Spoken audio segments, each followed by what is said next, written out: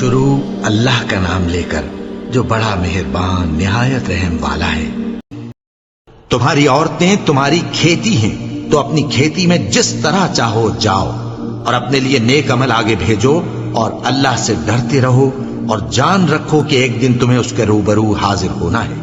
اور اے پیغمبر، ایمان والوں کو بشارت سنا دو، اور اللہ کے نام کو اس بات کا ہیلا نہ بنانا کہ اس کی قسمیں کھا کھا کر سلوک کرنے اور پرہیزگاری کرنے اور لوگوں میں صلح و سازگاری کرانے سے رک جاؤ، اور اللہ سب کچھ سنتا ہے، جانتا ہے۔ اللہ تمہاری لغو قسموں پر تم سے مواخذہ نہیں کرے گا، لیکن جو قسمیں تم قصد دلی سے کھاؤ گے ان پر مواخذہ کرے گا،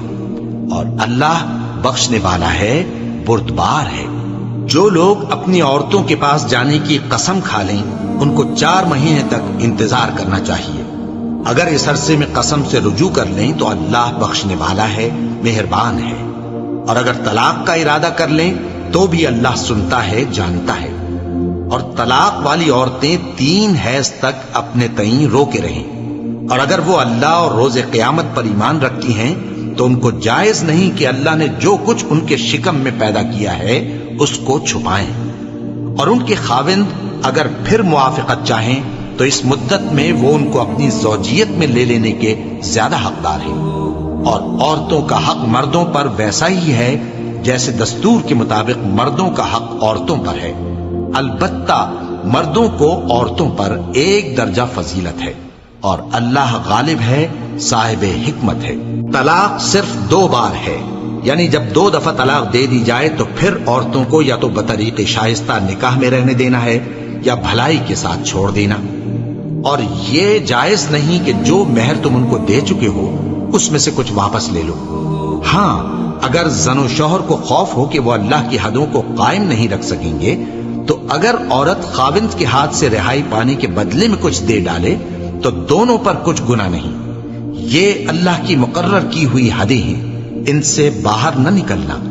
اور جو لوگ اللہ کی حدوں سے باہر نکل جائیں گے وہ گناہگار ہوں گے۔ پھر اگر شوہر 2 طلاقوں کے بعد تیسری طلاق عورت کو دے دے تو اس کے بعد جب تک عورت کسی دوسرے شخص سے نکاح نہ کر لے اس پہلے شوہر پر حلال نہ ہوگی۔ ہاں،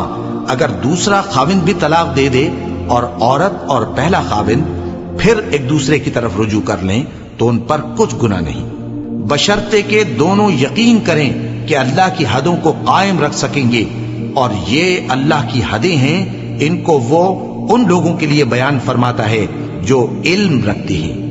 اور جب تم عورتوں کو 2 دفعہ طلاق دے چکو اور ان کی عدت پوری ہو جائے تو انہیں یا تو حسن سلوک سے نکاح میں رہنے دو یا بطریق شائستہ رخصت کر دو، اور اس نیت سے ان کو نکاح میں نہ رہنے دینا چاہیے کہ انہیں تکلیف دو اور ان پر زیادتی کرو، اور جو ایسا کرے گا وہ اپنا ہی نقصان کرے گا۔ اور اللہ کے احکام کو ہنسی اور کھیل نہ بناؤ، اور اللہ نے تم کو جو نعمتیں بخشی ہیں اور تم پر جو کتاب اور دانائی کی باتیں نازل کی ہیں جن سے وہ تمہیں نصیحت فرماتا ہے ان کو یاد کرو، اور اللہ سے ڈرتے رہو، اور جان رکھو کہ اللہ ہر چیز سے واقف ہے۔